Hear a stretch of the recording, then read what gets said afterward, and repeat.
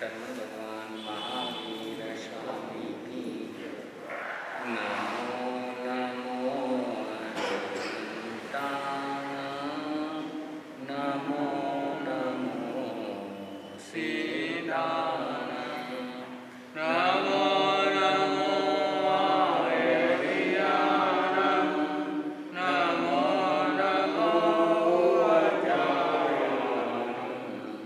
नमो लोये सब साहुर, ऐसो पंचन मोकारो, ऐसो पंचन मोकारो, सब पावक नाशनो, मंगलानंच सर्वेश्वरी, परमं भवहि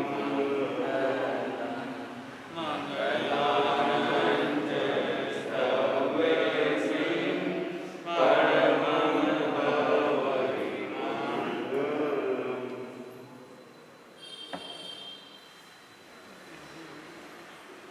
बत्तीस योग संग्रह का जिक्र चल रहा है। 27वें योग संग्रह के अंतर्गत ज्ञानीजन फरमाते हैं, जो आपने अपनी सुरक्षा के लिए बाउंड्री बनाई है, अपनी सुरक्षा के लिए जो नियम बनाए हैं, अपनी सुरक्षा के लिए जो लक्ष्मण रेखा खींची है, उसका उल्लंघन नहीं करना।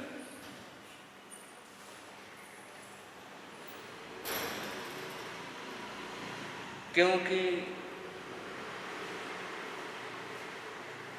जब जब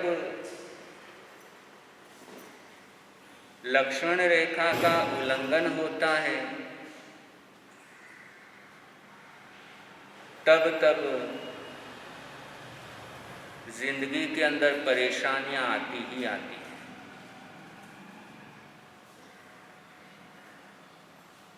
लक्ष्मण रेखा का मतलब है सुरक्षा। लक्ष्मण रेखा का मतलब है बचाना।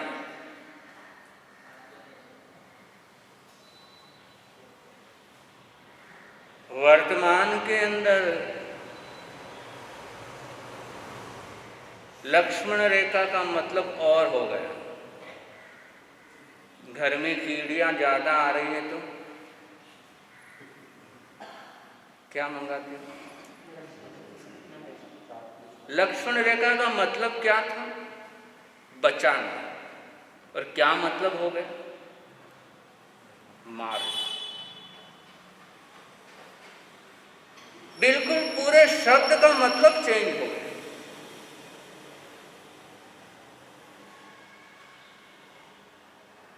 तो यहां पर ज्ञानीजन कहते हैं, जो नियम ग्रहण किए हैं, जो अपने लिए एक लक्ष्मण रेखा खींची है, उसके अंदर रहे।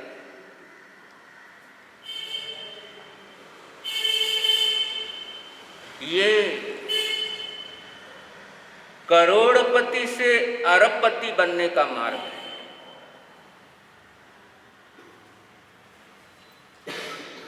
जैन परिवार में जन्म लिया,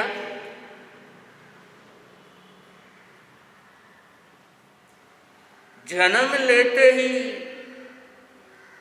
एक लक्ष्मण रेखा खींच गई।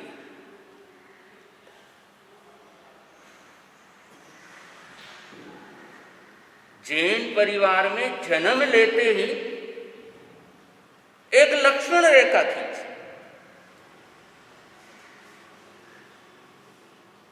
कि जो जैन होगा वो शराब नहीं पिएगा, जुआ नहीं खेलेगा, व्यभिचार आदि गलत आदतें का सेवन नहीं करेगा, ये लक्ष्मण रेखा जन्म लेते ही खिंच जाती है। अब जैन परिवार में जन्म लेना यानी करोड़पति बनकर के जन्म लेना, और यदि लक्ष्मण रेखा का उल्लंघन नहीं करते हैं तो मरते समय अरबपति बनकर के मरते हैं। और यदि इस लक्ष्मण रेखा का उल्लंघन हो जाता है, लक्ष्मण रेखा तो थी शराब नहीं पीने की, शराब पीना शुरू कर दिया। लक्ष्मण रेखा थी जुआ नहीं खेलने की, जुआ खेलना शुरू कर दिया। जब ये गलत आदतें जीवन में आ गई, लक्ष्मण रेखा का उल्लंघन हुआ, जन्म तो करोड़पति परिवार में हुआ था, लेकिन मरते समय कंगालपति होकर के मरता है।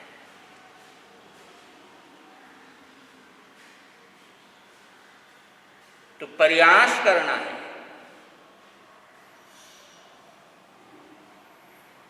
इस दुनिया से विदा होऊंगा तो अरबपति बनकर के विदा होऊंगा। धर्म क्षेत्र में अरबपति,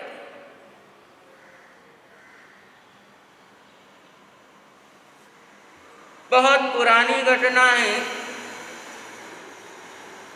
उस समय की घटना जब लाख रुपए भी अरब रुपयों के बराबर होते थे।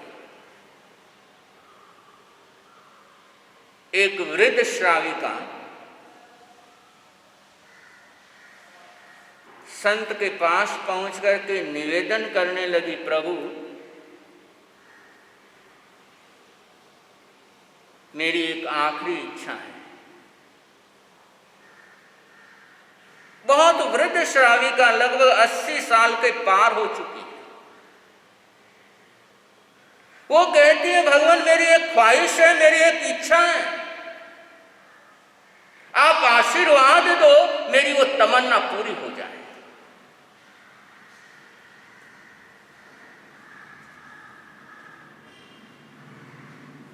संत सोचने लगे, उम्र से तो डोकरी हो गई है, लेकिन इच्छाएं अभी भी जवान है।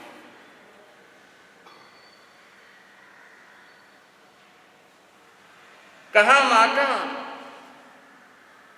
अभी भी इच्छा बाकी है? कहा भगवान अभी भी बाकी। क्या इच्छा है? वो वृद्ध श्राविका कहने लगी, भगवान ऐसा आशीर्वाद दे दो कि मरते समय में लखपति होकर के मरूं।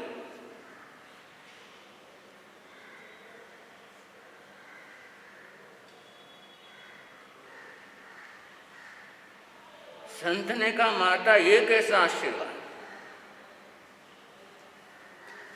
हम तो धर्म का आशीर्वाद देते, और तुम कहते ऐसा आशीर्वाद दो कि लखपति होकर के मरो।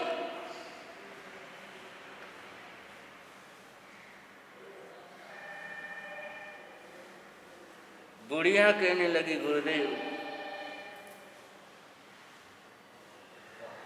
आप मेरा मतलब नहीं समझे। मैंने अपनी जिंदगी में अब तक करीब 85,000 सामायिकें कर ली हैं, और मेरी इच्छा है मरने से पहले पहले मैं 1,00,000 सामायिक पूरी करूं।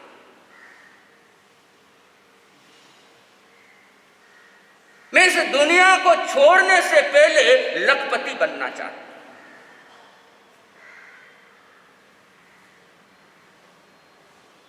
इसलिए प्रभु ऐसा आशीर्वाद दीजिए मेरी एक कामना पूरी हो जाए।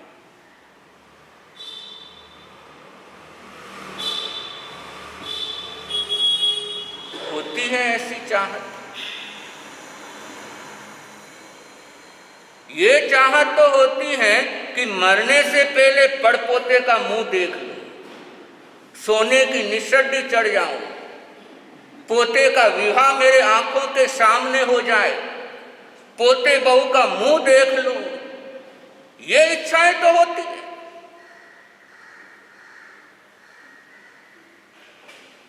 लेकिन कभी ये भावना भी जन्मती है कि मरने से पहले मैं इतनी सामाई करूं,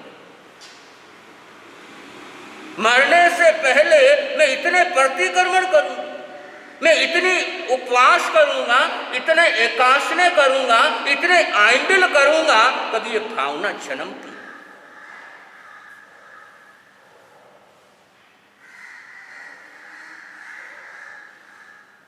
ऐसे सुंदर विचारों का जन्म होना, धर्म के फील्ड के अंदर, धर्म क्षेत्र के अंदर अरबपति बनना। मान लीजिए आपने मन के अंदर संकल्प बनाया कि मेरे को 1.25 लाख सामाई करनी है।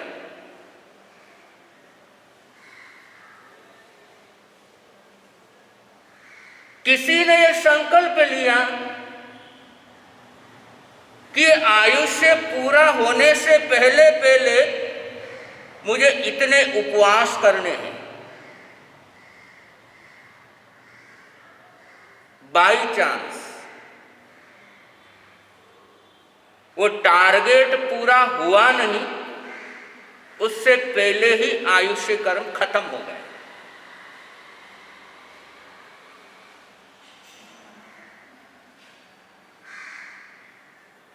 इंश्योरेंस करा के रखा है।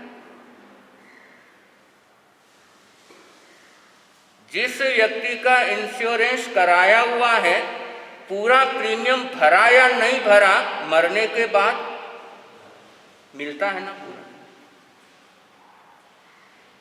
जितने रुपए का भी इंश्योरेंस कराया है, उतना का उतना रुपया, चाहे किस्त कितनी ही भरी।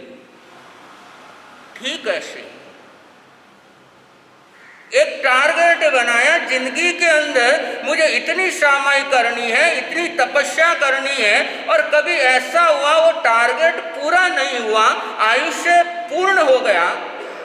परमात्मा कहते हैं जो टारगेट बनाया था उसका पूरा फल मिलता है।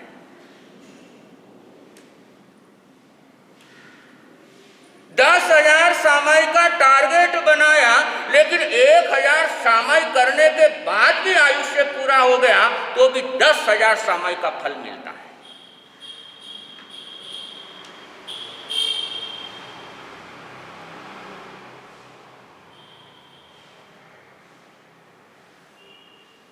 पोते की शादी अपने आंखों से देखूं और आंखों से देख नहीं पाए, पोते की शादी होने से पहले ही आंख बंद हो गई,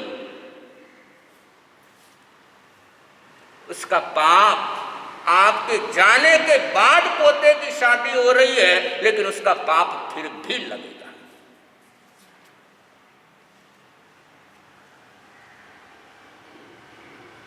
इसलिए संकल्प,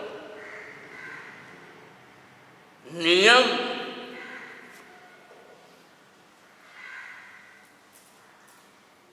LIC तो इसी जन्म की सुरक्षा देती है, वो भी मरने के बाद। लेकिन व्रत प्रत्याख्यान ये तो इस जीवन के अंदर भी सुरक्षा देते हैं और अगले जन्म में भी सुरक्षा प्रदान करते हैं।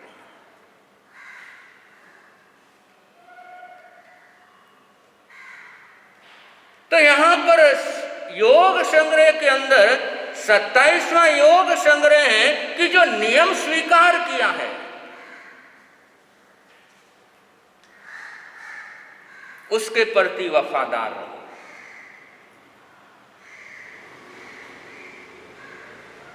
उसके प्रति सावधान रहो। उस नियम को पालने के प्रति जागरूक रहो। और यदि नियम लिया है उसके प्रति जागरूक नहीं है, उसके प्रति सावधान नहीं है, लापरवाह हो जाते हैं, तो ये लापरवाही बहुत भारी पड़ जाती है। एक राजा को आम खाने का बहुत शौक था। सबसे प्रिय उसको आम।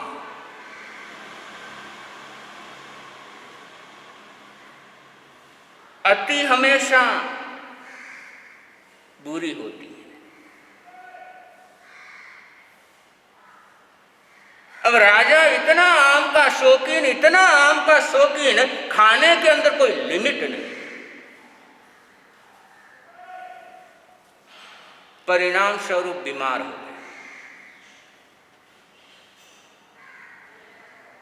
वैद्य को बताया,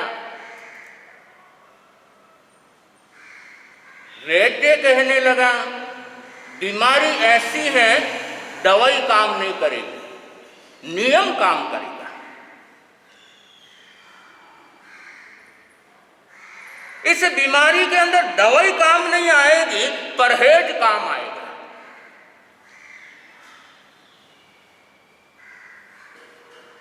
राजा ने पूछा क्या परहेज करना है? वैद्य ने कहा आम नहीं खाना।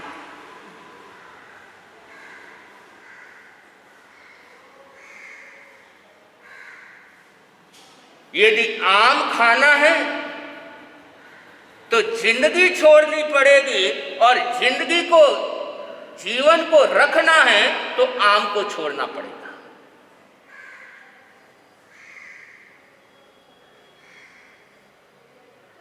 अब मरता क्या नहीं करता, नियम लिया, संकल्प लिया, आम नहीं खाऊंगा।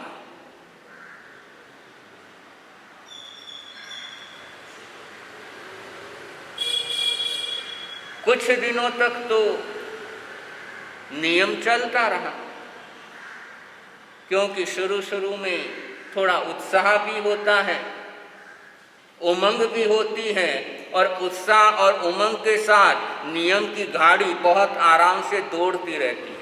लेकिन जैसे जैसे वक्त गुजरता है ढिलाई आना शुरू हो जाती है। अब वक्त गुजरा, राजा को आम खाने की लालसा पैदा होने लगी।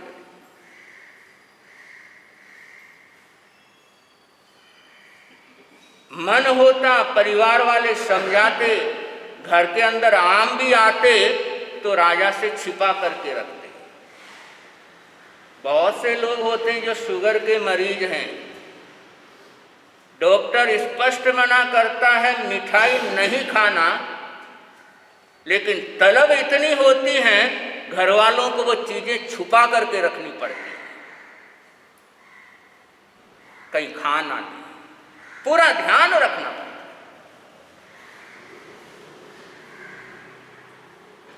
अब एक बार राजा और मंत्री घूमने जा रहे थे। घूमते घूमते राजा ने अलग राह पकड़ी। मंत्री ने कहा राजन इधर नहीं।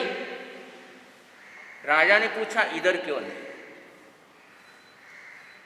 मंत्री ने कहा इधर आम का बगीचा है।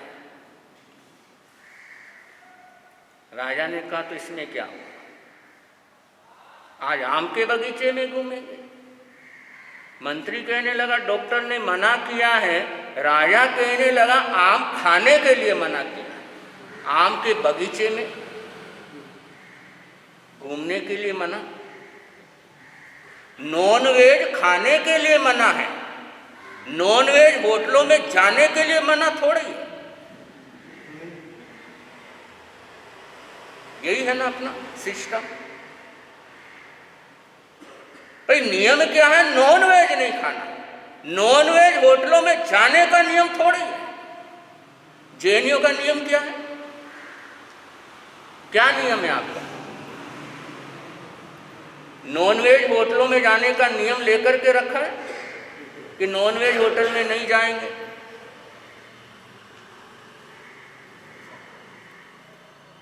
राजा मंत्री से कहता है नियम आम खाने का है, आम के बगीचे में घूमने का नियम नहीं।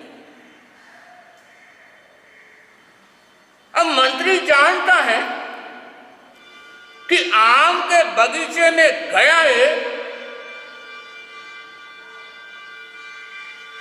तो आम तो ये खाएगा ही। नॉन वेज होटल में गए, चाहो या ना चाहो, नॉन वेज भोजन हो ही जाता है। कहां कहां तक शुद्धि रखोगे, कहां कहां उनके किचन में देखने जाओगे, कहां कहां उनके बर्तन देखने जाओगे।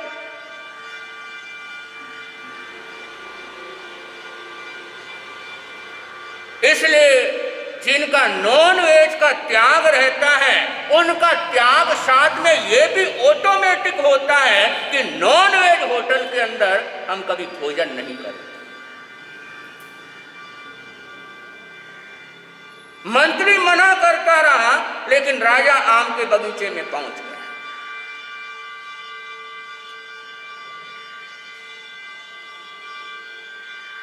आम के बगीचे में पहुंचा, मस्त हवा आ रही है और ठंडी ठंडी हवा आ रही है। राजा मंत्री से कहने लगा, मंत्री यहीं पर आधा घंटा आराम करते हैं,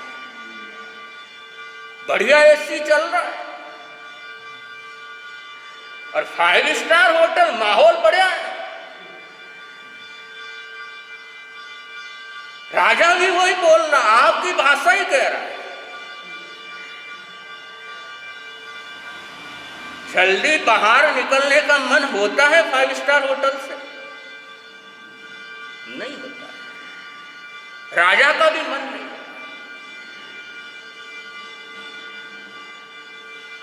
मंत्री कहता राजन चलो, राजा कहता थोड़ी देर ठहरो,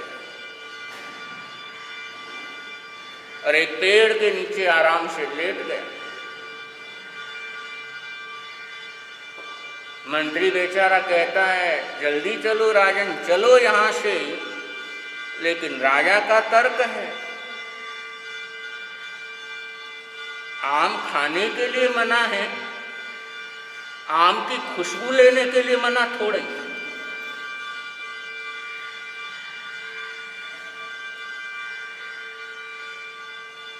नॉनवेज खाने के लिए मना है, नॉनवेज की खुशबू लेने के लिए मना थोड़ा ही। राजा लेटा हुआ है, इतने में ही हवा का एक झोंका आया, ऊपर से एक आम टूट करके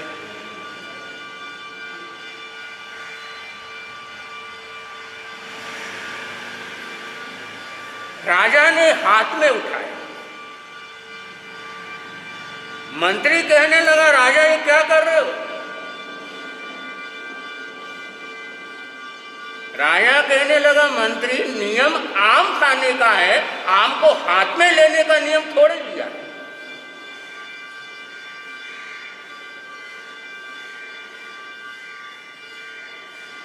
अब वो हाथ में आम लिया, आम को नाक के पास लेके गया, तगड़ी खुशबू। अब उसको खाने के लिए तत्पर हो गया, मंत्री छीनने लगा तो राजा फिर तर्क देता है, मंत्री ये आम हमने तोड़ा नहीं, ये तो ऊपर से अपने आप आया है, और दैट मीन्स भगवान की परमिशन हो गई है कि बेटा भरपूर आम खा। कि हमने तोड़ा नहीं, हमने लिया नहीं, ये तो ऊपर से आया, ये तो भगवान का प्रसाद है। और भगवान का प्रसाद, इसको खाने से कोई इनकार कर सकता है क्या? और बहुत से भले मानस, उनका भी यही तर्क कि महाराज साहब मना नहीं कर सकते, क्योंकि मना करेंगे तो जिस पार्टी के साथ डील हो रही है, और लाखों की डील है, और उसके साथ यदि हमने बियर पी नहीं, शराब पी नहीं, तो डील कैंसिल हो जाएगी।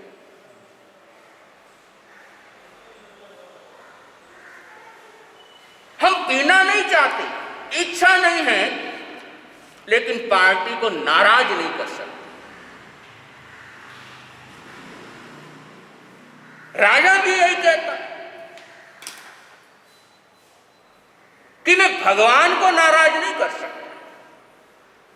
भगवान ने दिया है तो इसको तो खाना ही खाना है। और राजा आम खाता है, और जैसे ही आम खाया थोड़ी देर में लुढ़क गए।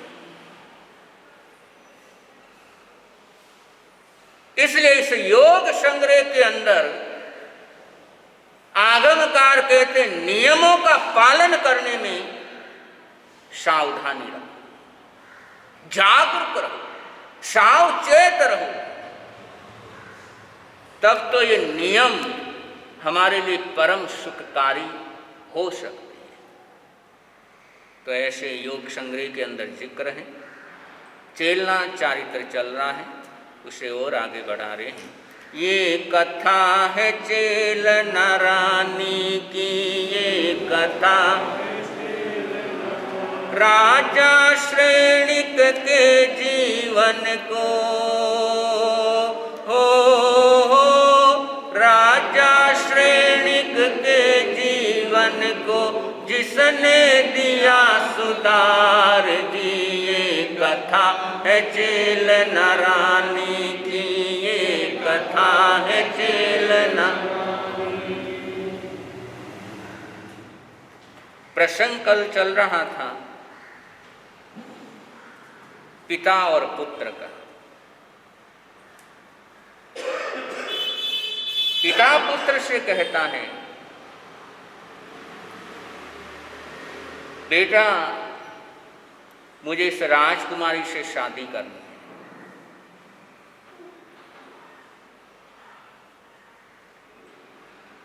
अभय कुमार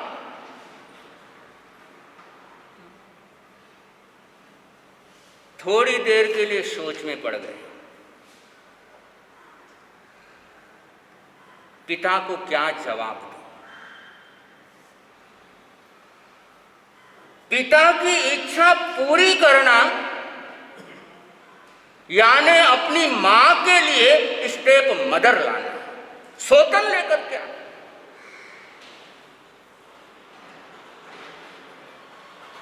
बड़ी उलझन में, एक तरफ पिता की इच्छा पूरी करनी है, एक तरफ पिता को खुश रखना है, और दूसरी तरफ मां की खुशी भी छीननी नहीं चाहिए। बहुत बार व्यक्ति के सामने ऐसी उलझनें पैदा हो जाती, धर्म संकट के अंदर पड़ जाता है, उसे समझ में नहीं आता है करना क्या चाहिए। ऐसी ऐसी दुविधाएं बहुत बार जिंदगी में आ जाती हैं।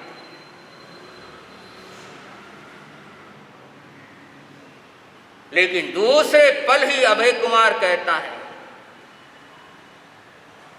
पिताजी चिंता की कोई बात नहीं, आपकी ये इच्छा मैं पूरी करूंगा। बहुत जल्दी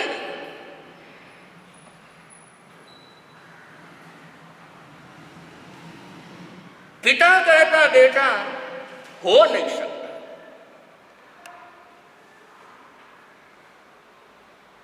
क्योंकि वो भगवान महावीर के अनुयायी है, जिन धर्म को मानने वाले हैं, और उसके पिता का एक ही सपना है, मैं अपनी कन्याओं की शादी जिन धर्मावलंबी के साथ करूं। अभय कहता है वो आप मेरे ऊपर छोड़ दें। आप बेफिक्र हो, कैसे करना है, क्या करना है, ये सब मेरे ऊपर छोड़। अब अभय कुमार वो तो औत्पातिक बुद्धि का धनी है। मति ज्ञान के अंदर 4 भेद आते हैं बुद्धि के। औत्पातिक बुद्धि याद है, विनय की बुद्धि, कामजा बुद्धि और पारिणामी की बुद्धि। औत्पातिक बुद्धि के अंदर किसी भी समस्या का तुरंत समाधान जिसके पास होता है वो औत्पातिक बुद्धि का धनी होता है। कि सामने चाहे कैसी भी स्थिति है, कैसी भी परिस्थिति है, उसमें से भी जो रास्ता निकाल ले वो औत्पातिक बुद्धि का धनी। और विनय की बुद्धि के अंतर्गत विनय करने से बुद्धि तीव्र होती है।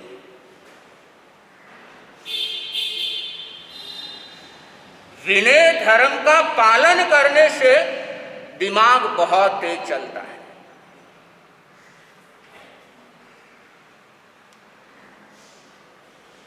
कर्मजा, कार्य करते करते, किसी भी कार्य को करते करते आदमी उसके अंदर निपुण हो जाता, पारंगत हो जाता। और परिणाम, उम्र बढ़ने के साथ साथ व्यक्ति की बुद्धि भी, दिमाग भी, क्योंकि दुनिया भर की ठोकरें खाया हुआ होता है, और ठोकरें खाने के बाद संभले या ना संभले वो बात अलग है, लेकिन बुद्धि तो बढ़ती ही बढ़ती है। तो अभय कुमार औत्पातिक बुद्धि का धनी, और वो पिता से कहता, पिताजी आप तो चिंता मत करो।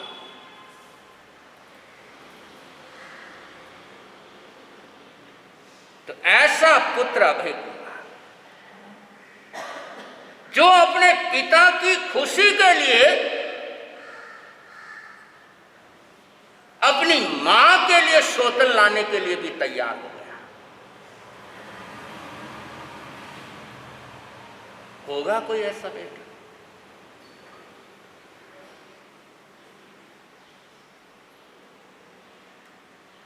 ये भारतीय संस्कृति कि जहां पर बच्चे बड़ों की आज्ञा पालन करने के लिए तन मन धन से समर्पित हो जाते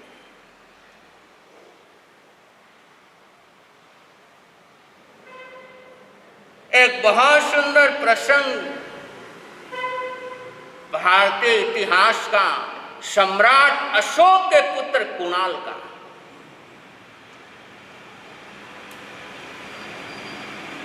पाटलिपुत्र का सम्राट है अशोक। उसने अपने 8 वर्षीय बेटे को शिक्षा दिलाने के लिए अवंतिका नगरी में भेजा हुआ है, और वहां पर उसकी पढ़ाई चल रही है। बड़ा प्रतिभा संपन्न बच्चा है।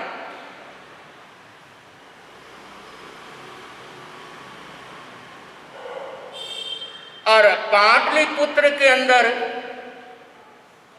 उस बच्चे की जान को खतरा होने के कारण महाराजा अशोक ने उसको अवंतिका नगरी में पढ़ने के लिए भेजा,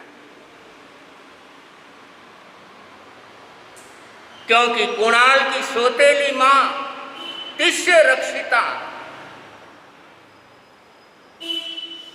वो कुणाल की प्रतिभा को लेकर के, कुणाल की बुद्धि को लेकर के बड़ी परेशानी में है, क्योंकि कुणाल बहुत तीव्र बुद्धि का है। कुणाल के अंदर प्रतिभा बहुत है, और वो जानती है कुणाल रहेगा तो मेरा बेटा राजा बन नहीं सकता है।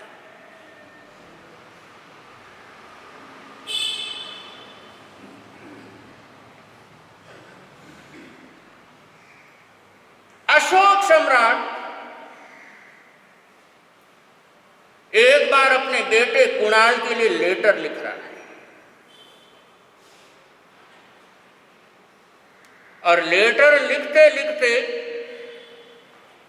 कोई जरूरी काम आ गया, लेटर पूरा कर दिया है, सिर्फ लिफाफे में डाल करके अनुचर को देना है, तभी कोई जरूरी काम आ गया और वो उठ करके चला गया। पीछे से तिष्य रक्षिता आई, वो लेटर पढ़ने लगी, क्योंकि बहुतों की आदत होती है दूसरों के लेटर आदि पढ़ने की, बहुतों की आदत होती है। अब जैसे ही लेकर के उसने पढ़ने लगी तो उसमें एक सेंटेंस लिखा हुआ था, त्वया अद्वितीयमिति मम आज्ञाचरे, मेरी आज्ञा है तुम अध्ययन के लिए आगे बढ़ो। अपने पुत्र के लिए लिखा, 8 वर्ष के बेटे के लिए लिखा है, और तिष्य रक्षिता ने आद्य त्वेमिति के ऊपर एक के ऊपर बिंदी लगा दी, त्वया अंधी त्वेमिति, कि मेरी आज्ञा है तुम अंधे हो जाओ। मात्र एक बिंदु के कारण पूरे सेंटेंस का, लाइन का मतलब बदल गया। अशोक ने लिखा मेरी आज्ञा है तुम अध्ययन करो, और एक बिंदी लगी तो उसका मतलब हो गया मेरी आज्ञा है तुम अंधे हो जाओ। वापस अशोक सम्राट आए, वापस लेटर पुनः पढ़ा नहीं, वैसे ही उसको लिफाफे में डाला, अनुचर को कहा जाकर के अवंतिका नगरी में ये कुणाल को दे देना। समय पर अनुचर पहुंचता है और वो लेटर कुणाल के संरक्षक वहां पर है, उनके हाथों में देता है। संरक्षक लिफाफे को खोल करके पत्र जिस समय पढ़ता है वो तो हैरान हो, ये कैसी पिता ने आज्ञा दी। संरक्षक कभी पत्र को पढ़ता है, कभी कुणाल की तरफ देखता है। कुणाल सिंहासन पर बैठा हुआ है, 8 वर्ष का बच्चा है। उसने कहा किसका पत्र है? कहा आपके पिताजी का है। तो बच्चा कहता है पिता के पत्र को पढ़कर इतने उलझन की स्थिति में क्यों? क्या लिखा है? संरक्षक कहने लगा कि लगता है गलती से लिखा गया है और बात कुछ मेरे को ठीक नहीं लग रही है, इसलिए एक बार पुनः वापस में सूचना मंगवाता हूं। कुणाल ने कहा मुझे बताओ। संरक्षक उस बच्चे के हाथ में वो पत्र देते और कुणाल वो पढ़ता कि मेरी आज्ञा है तुम अंधे हो जाओ। पढ़ करके संरक्षक को कहने लगा कि इसमें इतना चिंता की बात क्या है, और तुम कहते हो कि एक बार वापस तहकीकात करा लेते हैं, ये ठीक नहीं लिखा गया है, लेकिन मैं इसके अंदर गौरव महसूस नहीं करता। तुम जानते हो ये पिता की राइटिंग है, मैं भी जानता हूं ये पिता की राइटिंग है, और उनके अक्षर को पहचानने के बाद भी अगर वापस पुनः तहकीकात कराते हैं तो पुत्र होने के नाते, एक बेटा होने के नाते ये मेरे लिए गौरव की बात नहीं हो सकती। इसलिए पिता ने आज्ञा दी है अंधा होने की, तो मैं इसी क्षण अंधा होता हूं। और वो 8 साल का बच्चा पिता की आज्ञा समझ करके अपनी दोनों आंखें फोड़ लेता है कि मेरे पिता की आज्ञा है। मेरे पिता ने लिखा है और पिता की आज्ञा मेरे लिए सर्वोपरि है।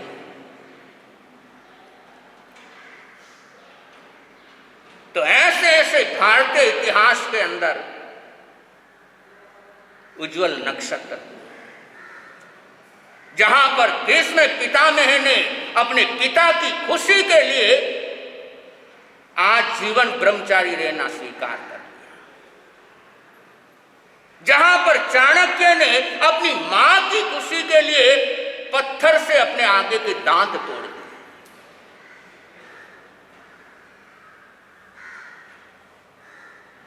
ऐसा गौरवशाली ये भारतीय संस्कृति है। अभय कुमार सैनिक से कहता, पिताश्री इसमें परेशान होने जैसी कोई बात नहीं है, आपकी शादी मैं करूंगा।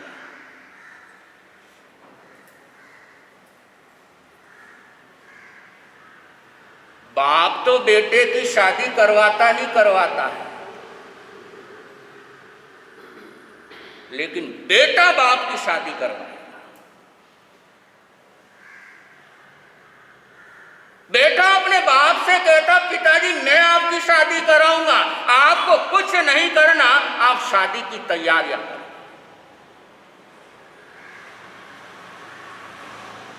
और बहुत रोचक ये कथानक,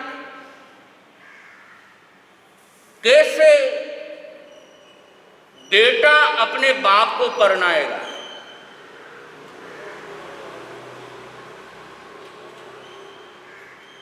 नेम जी की जान में तो बहुत बार आप गए हो,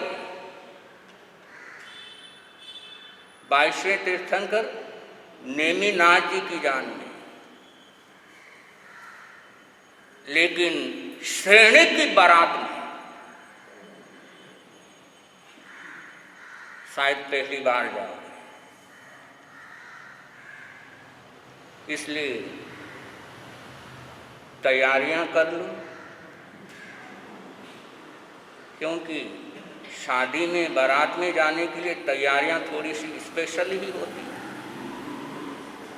और ये तो उसकी शादी है जो आने वाले समय में तीर्थंकर बने।